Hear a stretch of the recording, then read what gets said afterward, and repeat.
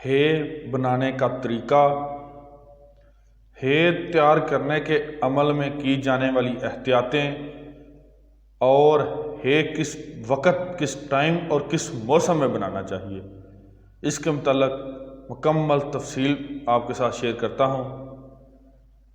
السلام علیکم جی، کیا حال ہیں؟ امید کرتا ہوں سب ٹھیک ٹھاک خیر و عافیت سے ہوں گے۔ میری دعا ہے جہاں تک خدا کی خدائی ہے، امن، سکون اور سلامتی رہے۔ اور میری آپ سے درخواست ہے کہ اگر آپ نے میرے اس چینل کو سبسکرائب نہیں کیا تو میرے اس چینل کو سبسکرائب کر لیں اور نیچے دیے گئے گھنٹی کے بٹن کو بھی دبا لیں تاکہ میری نئی آنے والی ہر ویڈیو آپ تک پہنچتی رہے اور آپ اس سے مستفید ہوتے رہیں۔ میرے کاشتکار بھائیوں، میرے فارمر بھائیوں، آج آپ کو بتاؤں گا ہے بنانے کا طریقہ اور اس کی مکمل تفصیل۔ میں نے کچھ پوائنٹ کی صورت میں آپ کو بتا دوں گا تاکہ آپ کو ذہن نشین رہے کہ ہے کب بنانا چاہیے، احتیاط کون سی کرنی چاہیے، کون سا ٹائم بہترین ہوتا ہے ہے بنانے کے۔ نمبر 1، موسم خشک ہو، یعنی بارش نہ ہو، اور دوسرا کہ تریل یعنی کہ اوس وغیرہ نہ پڑ رہی ہو یا بالکل کم ہو۔ نمبر 2، فصل کی پختگی کا خیال رکھیں، یعنی فصل بہت شروع کی نہ ہو اور بہت آخر کی فصل بھی نہ ہو، یعنی کہ جس بھی فصل کا آپ نے ہے تیار کرنا ہے وہ پہلے مراحل میں بھی نہ ہو یعنی کہ کچی نہ ہو، اور آخری مراحل میں بھی نہ ہو یعنی کہ فل پک کر تیار نہ ہوئی ہو، بلکہ جس کو ادھ پک کہتے ہیں وہ والا فصل کا ٹائم ہوتا ہے بنانے کا، اور سب سے بیسٹ فصل ہوتی ہے وہ ہے بنانے کے لیے۔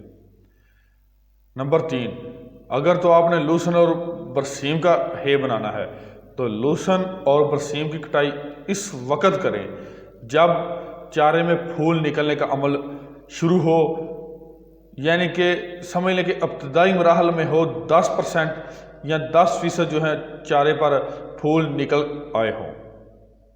چارے کو کاٹ کر لائنوں میں ایک ترتیب کے ساتھ بچھا دیں۔ چارہ کبھی بھی اکٹھا ایسے ہی ڈھیر کی شکل میں نہ پڑا رہے، لائنوں میں لمبی قطاروں میں ایک ترتیب کے ساتھ پھیلا دیں تاکہ ہوا کا گزر ہوتا رہے چارے میں سے۔ تنے کی نسبت پتوں میں غذائی اجزاء زیادہ ہوتے ہیں، خشک کرنے کے عمل میں پتے تنے کی نسبت جلد خشک ہو جاتے ہیں، اور زیادہ گرم لو والے موسم میں چارے کو زیادہ دیر تک خشک کرنے سے پتے جو ہیں وہ بالکل زیادہ خشک ہو جاتے ہیں یا سوکھ جاتے ہیں اور وہ گر جاتے ہیں، جس سے چارے کی غذائیت میں کمی آ جاتی ہے۔ اس لیے آپ نے بہت زیادہ اس بات کا خیال رکھنا ہے کہ کٹی ہوئی فصل کو زیادہ دیر تک گرمی میں نہیں رہنے دینا تاکہ تنے اور پتے دونوں گانٹھ میں شامل ہو جائیں۔ جو آپ نے اس کی گانٹھ بنانی ہے اس میں دونوں چیزیں ہی شامل ہونی چاہیے۔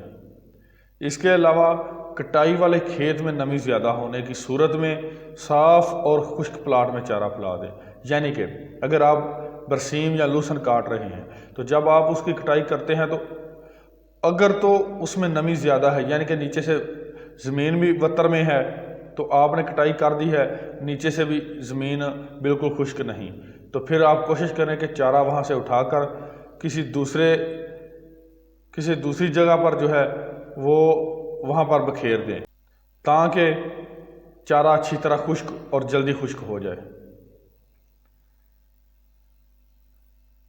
شدید گرمیوں میں تو 2-3 دن میں چارہ خشک ہو جاتا ہے، لیکن اگر سردی ہے تو پھر آپ کو 5 یا 6 دن کے لیے چارہ کو لازمی خشک کرنا چاہیے تاکہ اس میں نمی کا تناسب لیول پر آ جائے۔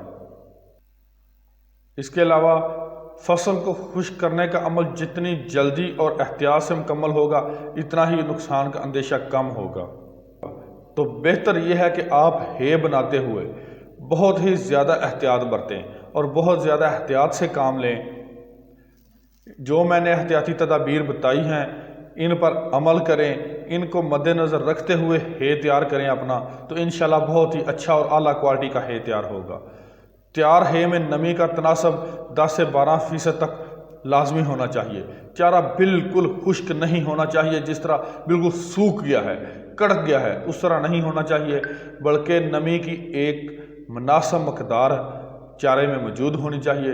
تو یہ آپ کے جانوروں کے لیے ایک بہت ہی محفوظ قسم کا چارہ ثابت ہوگا اور بہت ہی غذائیت والا ہوگا، اور ایسے دنوں میں آپ اس کو استعمال کر سکیں گے جن دنوں میں چارے کی شدید قلت ہوتی ہے، کیونکہ آج کل چارہ اضافی مقدار میں موجود ہوتا ہے۔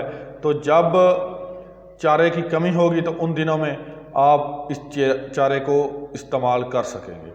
جی دوستو، یہ تھی آج کی ویڈیو جس میں نے آپ کو مکمل تفصیل بتا دی ہے بنانے کے متعلق۔ انشاءاللہ ملیں گے ایک نئی ویڈیو کے ساتھ، تب تک کے لیے اجازت چاہتا ہوں۔ والسلام، اللہ حافظ۔